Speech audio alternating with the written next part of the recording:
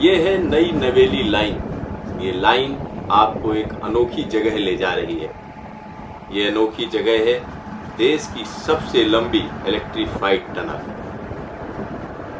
सबसे लंबी electrified tunnel की तरफ हम चल रहे हैं, चेरलोपल्ली से रापरू स्टेशन की तरफ।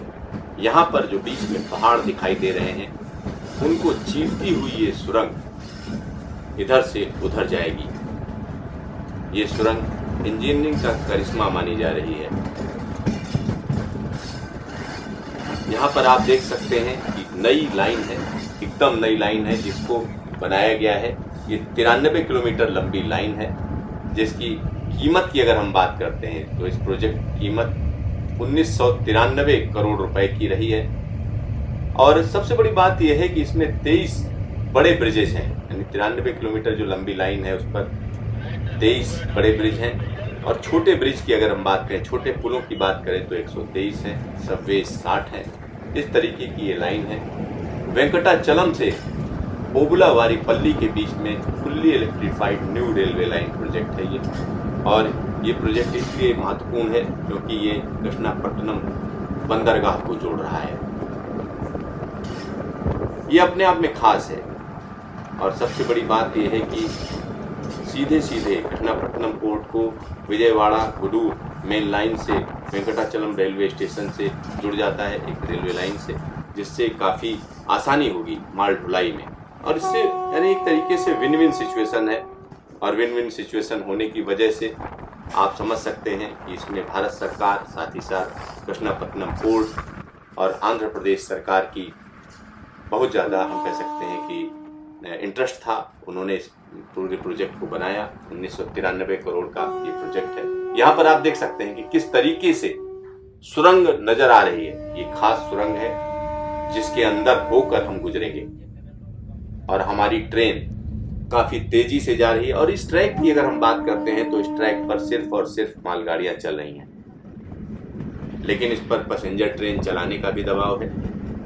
और इसके लिए हम कह सकते हैं कि जो देश के उपराष्ट्रपति हैं वेंकैया नायडू जी, उनका जो होम डिस्ट्रिक्ट है वो भी इस लाइन पर पड़ता है। ये देखिए, हम लोग बिल्कुल सुरंग के पास आ चुके हैं। देश की सबसे लंबी इलेक्ट्रीफाइड टनल, यानी इलेक्ट्रीफाइड रेलवे टनल कह सकते हैं। और देश की सबसे लंबी सुरंग होने की वजह से इसमें अट्रैक्शन काफ़ी है। यहाँ देख सकते हैं कि किस तरीके से ये बनाई गई है। और ख़ास बात यह है कि इसको न्यू ऑस्ट्रेलियन टनलिंग मेथड से बनाया गया है, यानी इसमें खुदाई नहीं की गई है बल्कि इसको ब्लास्ट करके बनाया गया है। ब्लास्ट करके इसको बनाया गया है। और ये देखिए, हम मुहाने पर आ चुके हैं और इंजन जल्द ही इस सुरंग के अंदर जाने वाला है।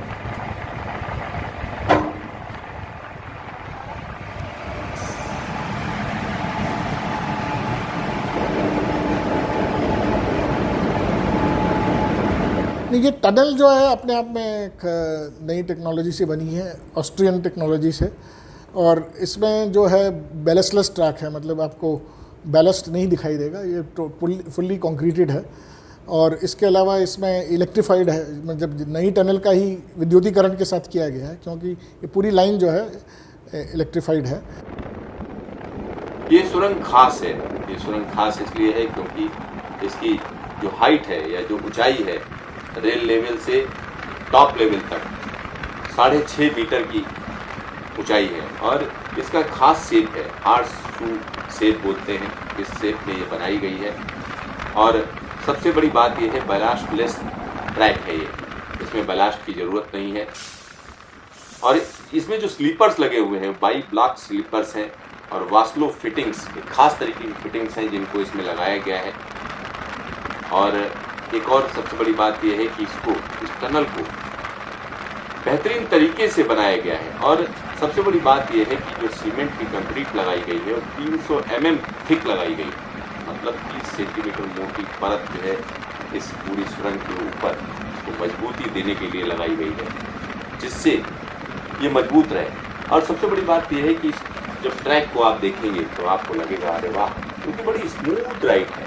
और सबसे बड़ी बात यह है कि इस सुरंग के अंदर, इस ट्रैक के ऊपर जो मालगाड़ियाँ चल रही हैं उनकी स्पीड, मैक्सिमम स्पीड 100 किलोमीटर प्रति घंटे तक जा सकती है। यानी एक भारी भरकम सामान ले जाती हुई जो ट्रेन है 100 किलोमीटर प्रति घंटे की रफ्तार से इस ट्रैक पर चल पाएगी। यानी 1 घंटे में कृष्णापट्टनम पोर्ट से लेकर कोबला वारपल्ली तक जा सकती है मालगाड़ी। कहीं ना कहीं हम कह सकते हैं कि एक बड़ी चीज़ है, क्योंकि इस तरीके का जो रास्ता है कहीं ना कहीं ट्रैक को छोटा करता है और इसमें जो डिस्टेंस बचती है वो तकरीबन 125 किलोमीटर की डिस्टेंस बचती है। यानी एक बड़ा फ़ायदा है। इस टनल के अंदर जो बिजली आनी है उसके लिए 2 पावर सब स्टेशन बनाए गए हैं, एक चेरलोपल्ली में और दूसरा अदूरुपल्ली में बनाया गया है। ये दोनों रेलवे स्टेशन ज़रूरत जब पड़ती है तो स्विचिंग देते हैं स्टेशन। इस पूरे ट्रैक के लिए जो बिजली है उसकी सप्लाई वहाँ से आती है। और सबसे बड़ी बात एक और बताई जा सकती है, ओवरहेड इक्विपमेंट्स मेंटेनेंस डिपो भी इसमें बनाया गया है रापरू में। कोई ज़रूरत पड़े तो तुरंत जो है यहाँ पर मदद पहुँचाई जा सके। और टनल के अंदर की अगर हम बात करते हैं तो पूरी टनल LED लाइट से जगमगाती है। हर 10 मीटर पर इसमें LED लाइटिंग की गई है, जिससे पूरी की पूरी टनल ऐसा लगता है जैसे दिन में होकर गुजर रहे हैं। देखिए किस तरीके से ये ट्रेन आसानी से स्पीड पकड़े हुए बगैर कोई सी परेशानी के चलती चली जा रही, क्योंकि जो ट्रैक है काफ़ी स्मूथ है। और इस तरीके का ट्रैक भारतीय रेलवे पूरे देश में जगह जगह बिछाने की उम्मीद कर रही है कि आने वाले दिनों में इस तरीके के ट्रैक आपको मिलेंगे। और अगर हम इस टनल की बात करें, ये टनल RVNL ने बनवाई, रेल विकास निगम लिमिटेड ने बनाई है। और इसके लिए बाहर के एक्सपर्ट से भी मदद ली गई, देश के जो एक्सपर्ट्स हैं उनकी भी मदद ली गई। और इस टनल को बनाने में 45 महीने लगे। यानी हम कह सकते हैं कि तकरीबन 4 साल कहा जा सकता है, 4 साल लगे, 45 महीने लगे। और साथ ही साथ इसकी कीमत की अगर हम बात करें तो 437 करोड़ रुपए की लागत आई है इसमें। और लागत तो ज़रूर एक बड़ी आई है, लेकिन ये लागत ऐसी उम्मीद है कि आने वाले दिनों में वसूल ली जाएगी, क्योंकि कृष्णापट्टनम पोर्ट एक ऐसा पोर्ट है जहाँ पर कोयला भी आता है और यहाँ से जो चीज़ें एक्सपोर्ट की जाती हैं उनके लिए भी ये पोर्ट काफ़ी महत्वपूर्ण है। और डिस्टेंस कम हुई है, लिहाजा पोर्ट कनेक्टिविटी काफ़ी बेहतरीन है। दूसरी सबसे बड़ी बात है कि अगर हम इस ट्रैक की बात करें तो ये फुल्ली इलेक्ट्रीफाइड ट्रैक है। इसमें बहुत ज़्यादा आबादी नहीं है, जंगलों से होकर ये इलाका या ये ट्रैक गुजरता है, जिसकी वजह से ये नहीं कहा जा सकता है कि इस ट्रैक पर कोई दिक्कत है। तो ये ट्रेन का जो संचालन है काफ़ी स्मूथ रहेगा। और मालगाड़ी यानी माल से ही रेलवे की कमाई होती है, पैसेंजर फेयर से कमाई नहीं होती है। रेलवे की जो कमाई है माल भाड़े से है। और मालगाड़ी को चलाने के लिए अगर कोई रूट बनाया जाता है, डेडिकेटेड फ्रेट कॉरिडोर की तरह हम कह सकते हैं रूट है, क्योंकि इस पर अभी कोई भी पैसेंजर ट्रेन चलाई नहीं जा रही है, सिर्फ मालगाड़ियाँ चलती हैं। लेकिन जो स्थानीय लोग हैं, स्थानीय जो नेता हैं, खासतौर पर जो आसपास का इलाका है, उसमें ये कहा जा रहा है कि नहीं इस पर पैसेंजर ट्रेन भी चलाइए, क्योंकि लोगों के लिए सहूलियत होगी। उनको 100 किलोमीटर से ज़्यादा घूम कर आना पड़ता है। अगर ये ट्रैक पैसेंजर ट्रेनों के लिए खोला जाएगा तो उनको काफ़ी आसानी होगी। आप देख सकते हैं कि किस तरीके से घोड़े की नाल की शेप का ये टनल है, हार्स शू शेप कहा जाता है। और घोड़े की नाल का शेप इसलिए दिया जाता है क्योंकि इसमें जो सुरंग है उसकी मजबूती कायम रहती है। इसका हम कह सकते हैं कि खास मतलब है, ज्योमेट्रिकल मतलब है, जिसकी वजह से ऐसा होता है। और चूँकि यहाँ की जो रॉक्स हैं वो थोड़ा मजबूत हैं, तो इस वजह से ये कहा जाता है कि ऐसे किसी इलाके में जब टनल बनाई जाती है तो हार्स शू शेप की बनाई जाती है। और वहीं यहाँ पर हुआ है, आप देख सकते हैं। और ये जो टनल है ये देश की सबसे लंबी इलेक्ट्रीफाइड टनल रेलवे की इतिहास से, यानी भारतीय रेलवे में इससे बड़ी इलेक्ट्रीफाइड टनल नहीं है। और इसकी अगर हम लंबाई की बात करें तो लंबाई अगर हम देखें तो 6.6 किलोमीटर की लंबाई है।